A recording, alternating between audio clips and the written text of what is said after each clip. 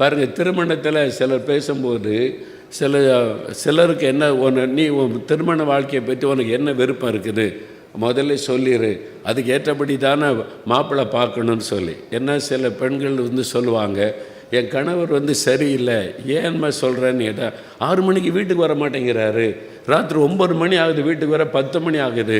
சரி, கணவர் என்ன வேலை செய்கிறாரு? பிஸ்னஸ் பண்ணுறாரு, கடை வச்சுருக்காரு.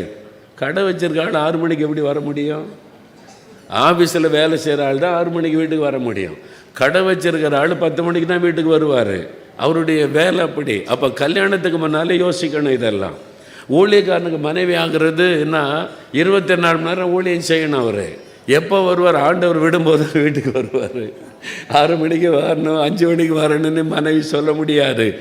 எஜமான் சொல்லுகிறத அவர் நிறைவேற்றணும். அதில் ஒரு நாள் முந்தும் ஒரு நாள் பிந்தும் இதை புரிந்து கொண்டு வாழ பழகணும்.